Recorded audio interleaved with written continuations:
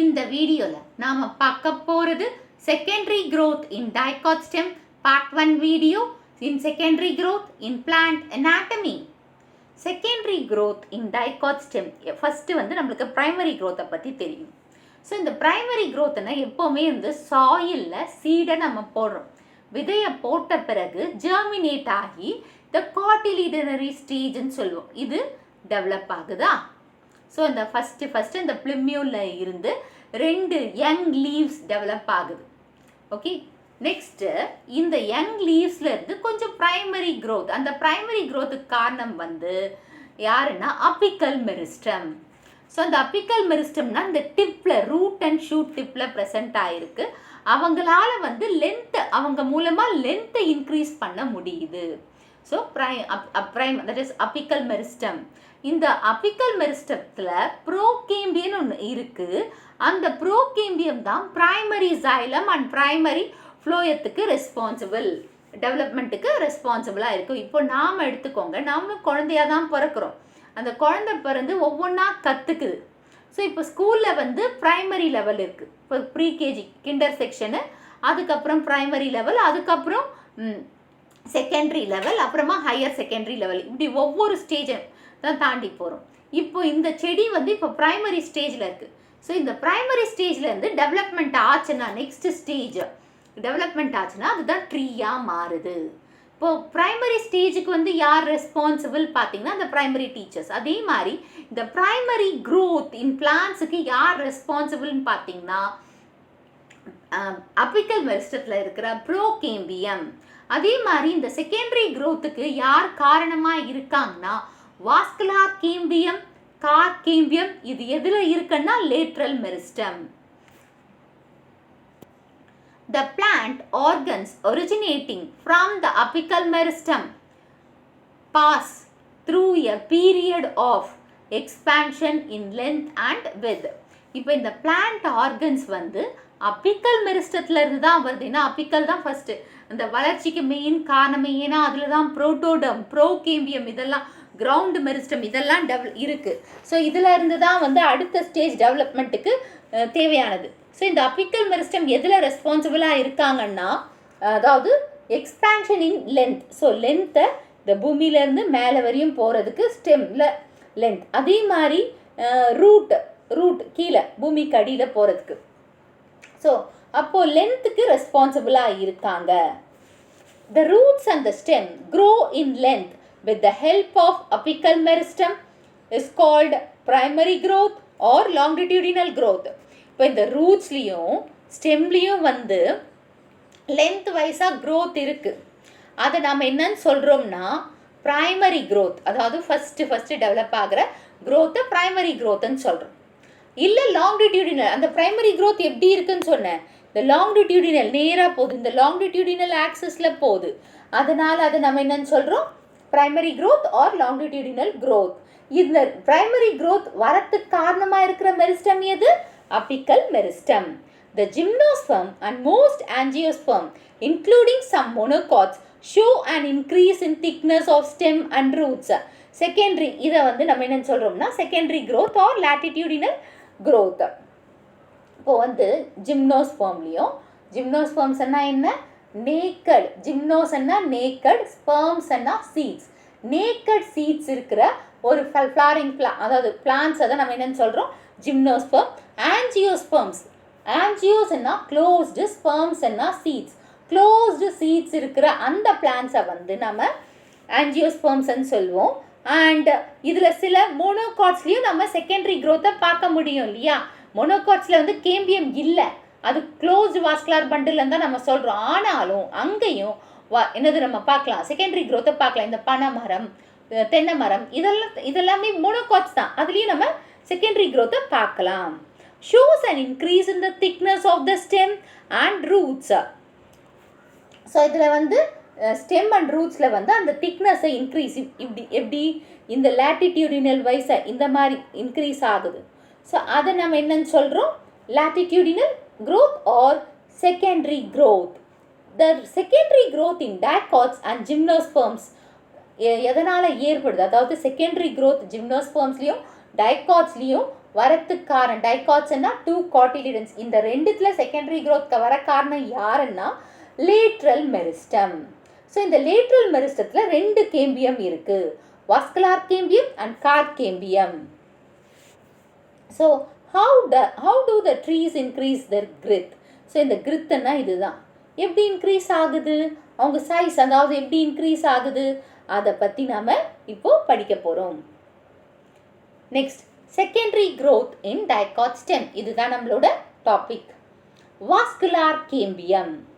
Vascular cambium is the lateral meristem that produces the secondary vascular tissues, that is secondary xylem and secondary phloem.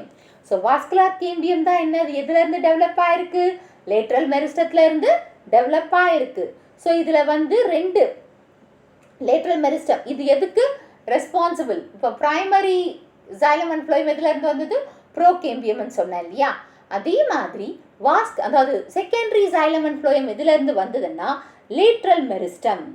So apical மெரிஸ்டத்துல இருந்து primary tissues develop ஆகுதுன்னா lateral மெரிஸ்டத்துல இருந்து secondary tissues அதாவது secondary xylem and secondary phloem develop ஆகுது. இன்னொன்று, நீங்கள் அது போகிறதுக்கு முன்னாடி இன்டர்ஃபாசிகுலார் கேம்பியம்னா என்னன்னு தெரிஞ்சுக்கணும். ஃபாசிகுலார் கேம்பியம், ஸோ இது வந்து நம்ம டைகாட் ஸ்டெம்மோட கிரவுண்டு பிளானை எடுத்திருக்கேன்னு வச்சுக்கோங்க. இப்போ இது வந்து xylem. இங்கே பாருங்கள், இந்த கலரில் இருக்கு இல்லையா, அது வந்து xylem. அப்புறம் வெளியில் இருக்கிறது phloem. இவங்க 2 பேருக்கு நடுவில் 2 கோடு மாதிரி இருக்கு இல்லையா, அது கேம்பியம். ஸோ xylemத்துக்கும் phloemத்துக்கும் நடுவில் இருந்ததுன்னா அது கேம்பியம். அந்த கேம்பியத்துக்கு பேர் என்ன, ஃபாசிகுலார் கேம்பியம். ஸோ ஃபாசிகுலார் கேம்பியம்னு சொல்லலாம், ப்ரோகேம்பியம்னு சொல்லலாம், ஏன்னா ஃபஸ்ட்டு ஃபார்ம் ஆச்சு இல்லையா, அதனால். இப்போ இந்த 2 வாஸ்குலார் பண்டிலுக்கு நடுவில் ஃபார்ம் ஆச்சுன்னா, இப்போ இது ஒரு வாஸ்குலார் பண்டில், இது ஒரு வாஸ்குலார் பண்டில், இவங்க 2 பேருக்கு நடுவில் கேம்பியம் ஃபார்ம் ஆச்சுன்னா அது இன்டர்ஃபாசிகுலார் கேம்பியம். ஸோ இந்த இன்டர்ஃபாசிகுலார் கேம்பியம் எப்போ ஃபார்ம் ஆகுதுன்னா, ஒரு ஸ்டெம் வந்து செகண்டரி growthக்கு போகும்போது, செகண்டரி growth அதில் ஸ்டார்ட் ஆகும்போது ஃபார்ம் ஆகுது. Origin and formation of vascular cambium.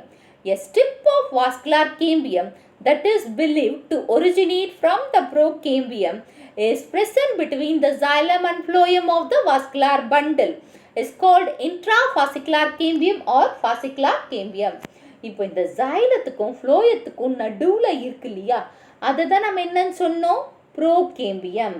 So இந்த ப்ரோகேம்பியத்திலேருந்து ஒரு சின்ன ஸ்ட்ரிப் டெவலப் ஆகுது. யாருக்கு நடுவில், இவங்க xylemத்துக்கும் phloemத்துக்கும் நடுவில் இந்த கேம்பியம் டெவலப் ஆகுது. அதுக்கு பேர் தான் ஃபாசிகுலார் கேம்பியம் ஆர் இன்ட்ராஃபாசிகுலார் கேம்பியம் அப்படின்னு சொல்கிறாங்க. In between the vascular bundles, a few parenchymaceous cells of medullary rays that are in line with the fascicular cambium become meristematic and forms tip of vascular cambium is called interfascicular cambium. இப்போ இந்த 2 அதாவது இதுவும் இது ஒரு இது இந்த side இருங்க, அதுக்கு நான் இங்கே காட்டுறேன். இப்போ இந்த பண்டிலுக்கும் இந்த பண்டிலில் இருக்கிற இந்த ஃபாசிகுலார் கேம்பியம் இங்கே இருக்கிற இந்த இடத்த வந்து மெடுலரி ரேஸ்ன்னு வாங்க. ஸோ இந்த மெடுலரி ரேஸ் வந்து பேரன்கைமா செல்ஸால் ஆனது. அவங்க மெரிஸ்டமேட்டிக்னா டிவைட் ஆகிருப்பாங்க, நியூ செல்ஸாக ப்ரொடியூஸ் பண்ணி இந்த 2 பண்டிலுக்கு நடுவில் ஒரு ரிங்கை ஃபார்ம் பண்ணுறாங்க. இந்த மாதிரி ரிங்கை ஃபார்ம் பண்ணுறாங்க, அதாவது இன்டர்ஃபாசிகுலர். இப்போ இந்த பண்டிலுக்கும் நடுவில் ஒரு மெடுலரி ரேஸ் வந்து மெரிஸ்டமேட்டிக்காக மாறி ஒரு கேம்பியத்தை உருவாக்குறாங்க. அதுக்கு பேர் தான் இன்டர்ஃபாசிகுலார் கேம்பியம். ஸோ இன்டர்ஃபாசிகுலார் கேம்பியம் அந்த பண்டிலுக்கு பேர் தான். ஸோ இதை சுற்றி, அதாவது ஒவ்வொரு பண்டில் இங்கே ஃபார்ம் ஆச்சு, அப்புறமா இங்கே ஃபார்ம் ஆச்சு, அப்படியே சுற்றி ஃபார்ம் ஆகும்போது என்ன ஃபார்ம் ஆகுது, கேம்பியல் ரிங் ஃபார்ம் ஆகுது. Cambial. The interfascicular cambium joins with intrafascicular cambium on both the sides to form a continuous ring is called vascular cambial ring. So இப்போ இது அப்படியே ஃபார்ம் ஆகிட்டே வருதுன்னு வச்சுக்கோங்களேன், இந்த பக்கம். ஸோ இந்த சைடு அப்புறம் இங்கே இப்படி ஃபார்ம் ஆகிட்டே வந்ததுன்னா ஒரு ரிங் மாதிரி ஃபார்ம் ஆயிருக்கு இல்லையா? ஸோ அந்த ரிங் மாதிரி ஃபார்ம் ஆயிருக்கிறது யாரால? வாஸ்குலார் டிஷ்யூ, அந்த வாஸ்குலார் பண்டில்ஸ்க்கு நடுவில் ஃபார்ம் ஆயிருக்கிறதுனால வாஸ்குலார் கேம்பியல் ரிங்கனும் சொல்லலாம். Okay, next interfascicular cambium and intrafascicular கேம்பியமோட டிஃப்ரென்சஸ் கேட்கலாம். First intrafascicular cambium, interfascicular cambium present inside the vascular bundles. So that is intrafascicular cambium என்க இந்த ரெண்டு வாஸ்குலார் பண்டிலுக்கு, அதாவது இன்சைட் த வாஸ்குலார் பண்டில் ஜைலத்துக்கும் ஃப்ளோயத்துக்கும் நடுவில் ப்ரெசென்ட் ஆயிருக்கிறது தான் intrafascicular cambium. And interfascicular cambium present in between the vascular bundle. So that is interfascicular cambium எங்க இந்த ரெண்டு வாஸ்குலார் பண்டிலுக்கு நடுவில் ப்ரெசென்ட் ஆயிருக்கிறது தான் interfascicular cambium. originates from the procambium.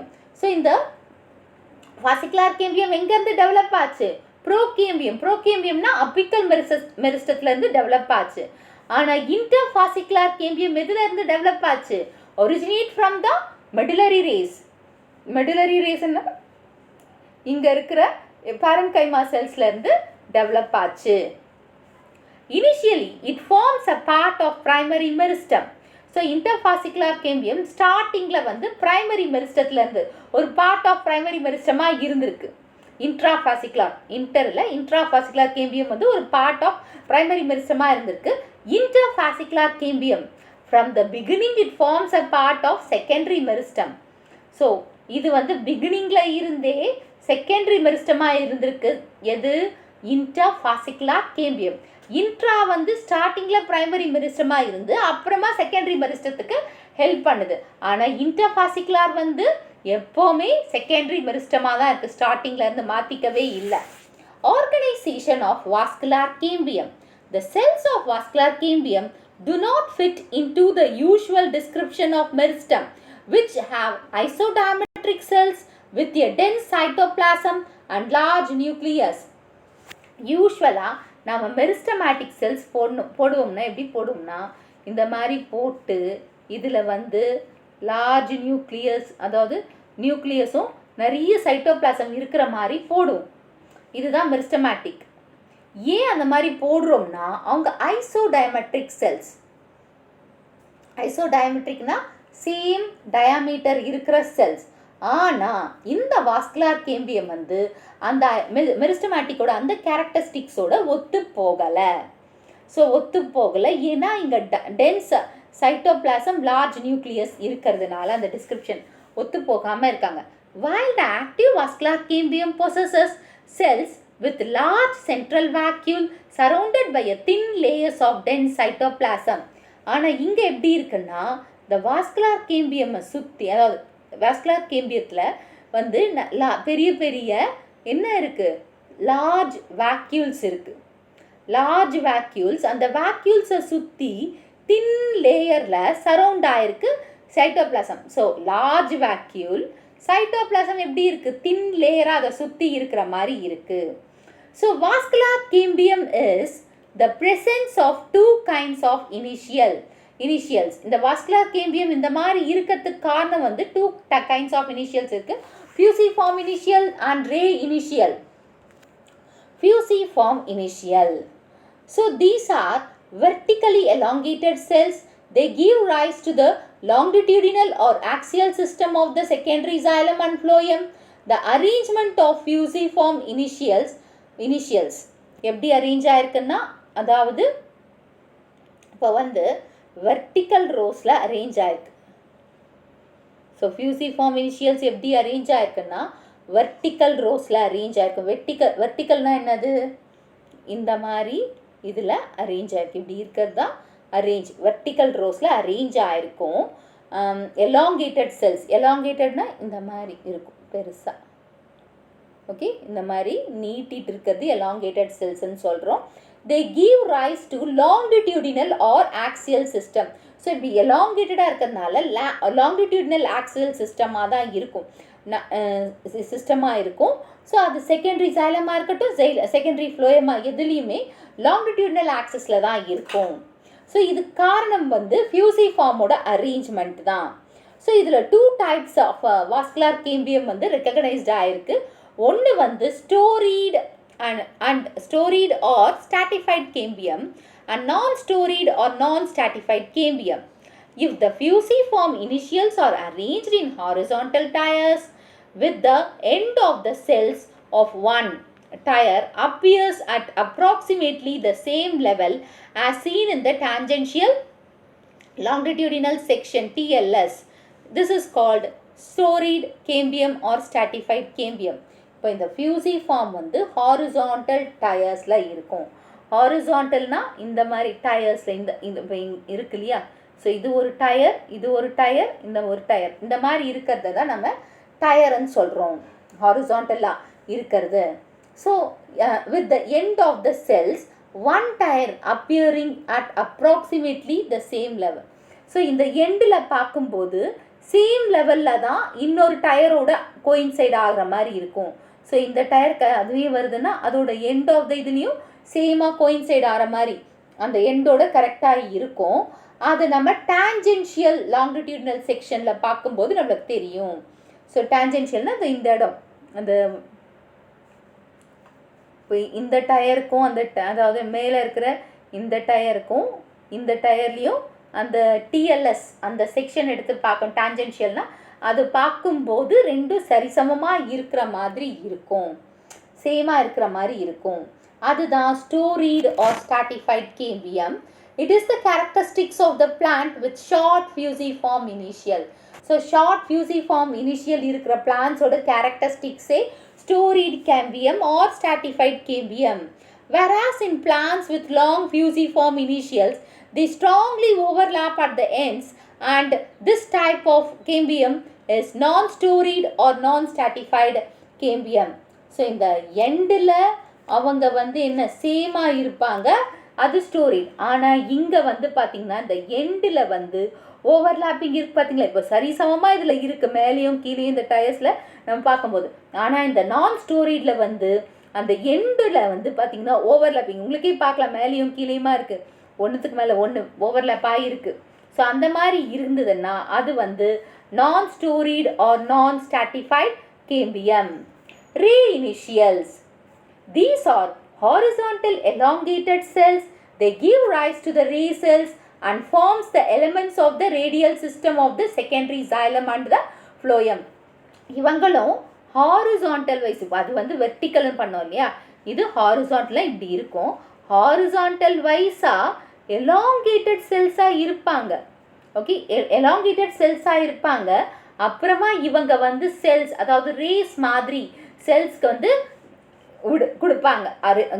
எது ஃபார்ம் பண்ணுறாங்கன்னா ரே மாதிரி இருக்கிற செல்ஸ், ரேஸ். இப்போ மிடிலரி ரேஸ்ன்னா இப்போ இந்த மாதிரி நம்ம போட்டோன்னு வச்சுக்கோங்களேன், இந்த மாதிரி ரே வைஸாக இதை மிடிலரி ரேஸ்ன்னு சொல்லுவோம். அந்த மாதிரி ரே மாதிரி ஒரு இருக்கிற செல்ஸை ஃபார்ம் பண்ணுவாங்க.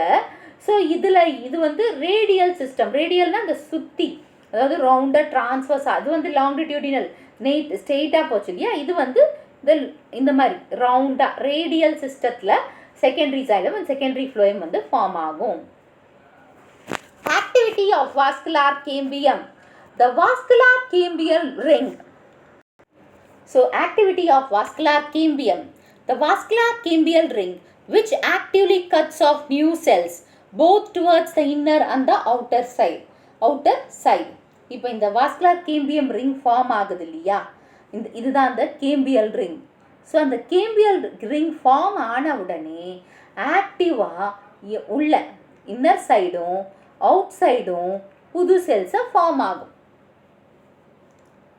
The cells which are produced outward from secondary phloem and inward secondary xylem. So இந்த செல்ஸில் இந்த வாஸ்குலார் கேம்பியத்துக்கு உள்ளே ஃபார்ம் ஆகிறது வந்து xylem ஆகும், செகண்டரி xylem ஆகும்.